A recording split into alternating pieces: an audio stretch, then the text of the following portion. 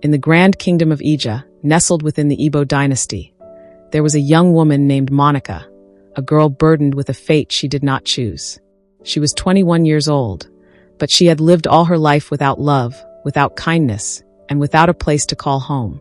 Monica was said to be cursed, a child whom even the gods had rejected.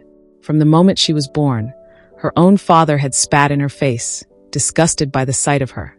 Unlike the smooth, dark skin of her family and the rest of the villagers, Monica's body was covered with pale white patches that clashed against her dark complexion. Some whispered that she had been burned by fire, while others claimed that the gods had marked her for destruction. Monica, however, had no answers. She did not know why she looked different from her family. All she knew was that she was hated for simply existing. Whenever she walked past the villagers, they whispered cruel words. "Look at her, a ghost walking in her own body," some sneered. "I could never let something like that live in my house," the women murmured. "A sister like her would cause nightmares," the children and men mocked. Monica tried her best to ignore them, but it was impossible. Every day was the same.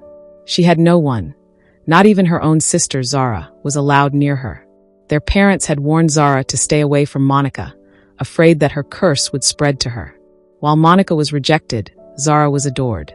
Zara was beautiful, everything Monica was not. She walked around with pride, as if she were a rare masquerade only revealed once in a full moon. The villagers worshipped her beauty, calling her the pride of Ija. Monica wished she could be like Zara, just a little. But wishes meant nothing in a world that hated her. Zara avoided Monica like a plague, but Monica never blamed her. She loved her sister regardless. But the truth was, Monica was alone. She had no home in the world she lived in. She often found herself crying by the Ajaja River, the only place where she felt safe. The gentle rippling of the water soothed her, matching the rhythm of her silent tears. When she wasn't crying, she would sing, a voice so beautiful, it could make trees sway and birds chirp along. One day, a group of maidens heard her song, and believing she was Ajaja, the river goddess, they ran away in fear. But Monica was no goddess. She was just a girl, one the world had abandoned. And her story was only just beginning. As time passed, Monica's suffering only worsened. The rejection from the villagers and her own family became more cruel and unbearable. She had no companions, no friends, and even her own sister, Zara, acted as though she didn't exist. Whenever Monica walked through the village, she could feel the weight of their stares. Women clutched their children close, men muttered curses under their breath, and even the elders shook their heads in disappointment. "She is a mistake," they whispered. "Why has her family not gotten rid of her? The gods must be punishing them." Monica often wrapped herself in a large cloth, hoping to hide her skin from their judgment. But it was never enough. The people of Ulja had already made up their minds about her. Her parents were the worst of them all. On some days, her mother would glare at her coldly, as if Monica's presence alone was a crime. On other days, her father's anger would turn into violence. One afternoon, Monica had been sent to the market but had stayed too long by the river, singing to herself. When she finally returned, her mother was waiting for her at the entrance of their hut.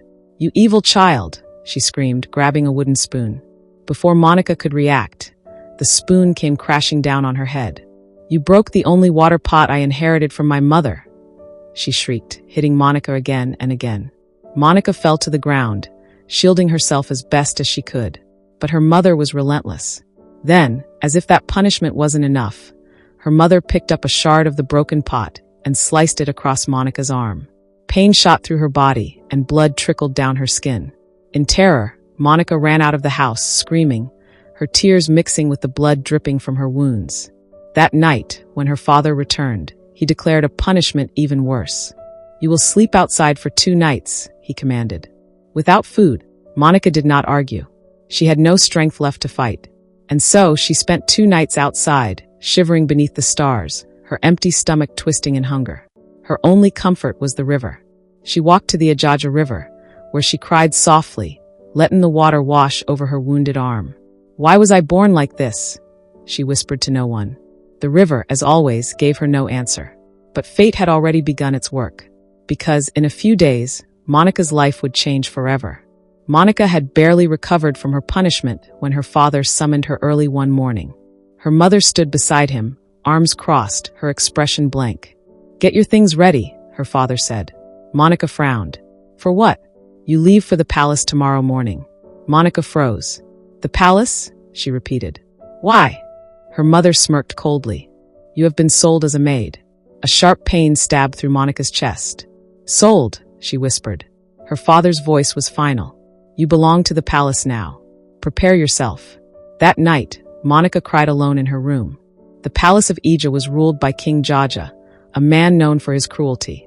There were terrible stories of how he had executed one of his own elders for betraying him, and how he had killed his first wife when he caught her with another man. Now Monica was being sent there. Should have never come home, she thought bitterly. Let them think I'm dead. Prince Desmond, the young prince of Lja, had just returned from university. Unlike his father, Desmond was kind-hearted. He had studied medicine, hoping to one day heal his people instead of ruling with fear. One early morning, while taking his usual walk, he stopped by the Ajaja River to drink water. As he bent down to scoop water with his hands, he heard something, a melodious voice. It was soft and enchanting, flowing with the rhythm of the river. What is that sound, David? He asked his loyal guard. David's eyes widened. I do not know, my prince, he replied. But rumors say it is the goddess Ajaja. Nonsense, Desmond muttered, stepping forward. David grabbed his arm in fear. My prince, we must leave at once. Seeing the goddess means death. But Desmond ignored him. Nothing will happen to me, David. The gods are with the royal family. Determined, he walked closer to the river, his heart pounding with curiosity. And then he saw her. She was sitting by the river, the sunlight glistening on her two-toned skin. Her eyes were shut, her feet dangling in the water, completely lost in her song. David's lip curled in disgust. Oh, the cursed one, he spat. Desmond turned sharply to him. Do not ever speak of another human like that, he warned. David bowed his head in shame. Desmond stepped forward and tapped Monica on the shoulder. She sprang up in shock, her eyes wide with fear. No one in Lja had ever dared to come close to her before, let alone touch her. I am Desmond, the prince said gently. What is your name? Monica stared at him in confusion. This had to be a mistake. No one had ever spoken to her like this before. She wanted to reply, but her lips refused to move. She opened her mouth, but at that moment, the rooster crowed for the third time. Panic flashed in her eyes. I'm sorry, but I must go. Before Desmond could stop her, Monica turned and ran away. The prince stood frozen in place, watching her disappear into the forest. His heart raced. He had fallen instantly for her. Prince Desmond stood at the edge of the Ajaja River, staring at the place where Monica had disappeared into the forest. His heart was beating fast, a strange feeling growing inside him. Who is that girl? He murmured. The cursed one, my prince, David said. She is nothing. Forget about her. But Desmond couldn't forget. Her melodious voice still echoed in his ears. Her two-toned skin glowed in his mind like a mysterious beauty he had never seen before. She is not nothing, he finally said. David looked horrified. You must not concern yourself with her, my prince. She is hated by all of Ija.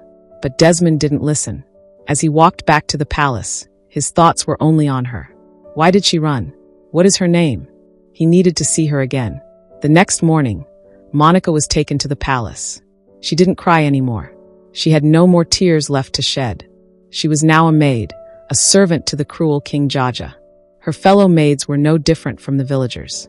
They mistreated her, mocked her appearance, and made sure she always did the hardest work. Curse girl, clean the floors, one of them barked. Make sure you don't touch me with your bad luck, another sneered. Monica ignored them. She was used to pain.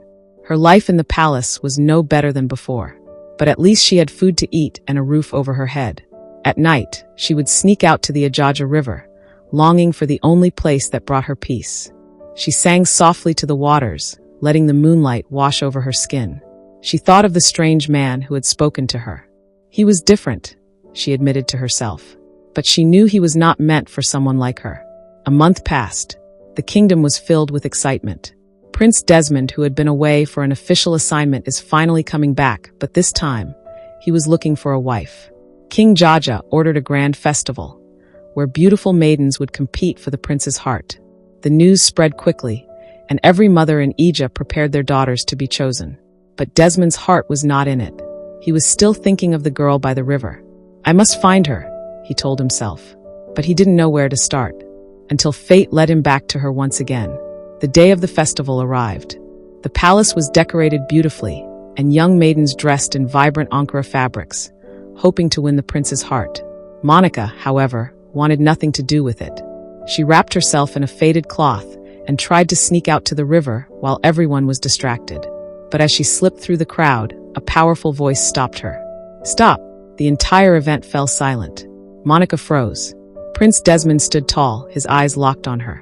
He had seen her leaving. He recognized her immediately.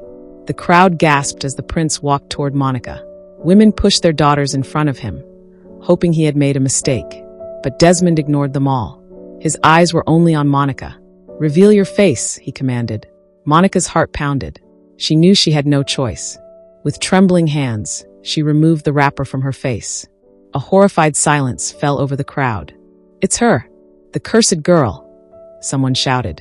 The crowd erupted into whispers and murmurs. Zara and Monica's parents stared in disbelief. They had always looked down on Monica, and now, before their very eyes, a prince was choosing her over everyone else. Zara clenched her fists. "No," she hissed under her breath. Her jealousy burned like fire. "She is a curse, my prince," one of the guards warned. But Prince Desmond didn't listen. He stretched out his hand toward Monica. "Come with me," he said gently. Monica hesitated. She saw her parents' hateful expressions, Zara's burning jealousy, and the villagers' shock and disgust. She knew if she took the prince's hand, there would be no turning back. But for the first time in her life, someone was standing up for her. Slowly, she placed her hand in his. And with that simple act, her fate was sealed. When the King Jaja saw that his son had chosen Monica, he was furious. "You dare defy me?" he roared. "She is not worthy of the crown." But Desmond stood firm. "She is worthy to me." The entire palace was in chaos. The king wanted Monica gone, but Desmond would not let her go. He stood between her and his father, ready to defend her with his life. The king had never seen his son so determined. "Very well," he finally said. "If you want her, you must prove she is worthy." The king gave Monica 3 impossible tasks to prove she was worthy of being a princess. 1. She must weave a basket that holds water. 2. She must pick the finest yam from 1,000. 3. She must survive a night in the forbidden forest. The tasks were meant to make her fail. But Monica was not alone. Not only did Desmond secretly help her, the goddess of Ajaja River for the first time rose to help her. She had cried and sang to her for years. She was a daughter to whom the goddess was well pleased. And with the blessing of the river, she succeeded. Monica had passed the trials, and the king had no choice but to accept her. On the day of her crowning, the people of Aja gathered in awe. The girl they once hated was now their future queen. Even her parents were ashamed of how they had treated her. And Zara's jealousy consumed her completely. Monica had won the love of the prince. Desmond and Monica's love blossomed. Though many still whispered behind their backs, they stood strong together. For the first time, Monica felt truly loved. Monica forgave her family, though they did not deserve it. She chose to let go of the past and embrace her new life. Monica, once the cursed girl, became the most beloved princess in Lja's history. Her story became a legend, proving that even those who are rejected can find love and greatness. And so, the two-tone girl became the two-tone princess of Egypt.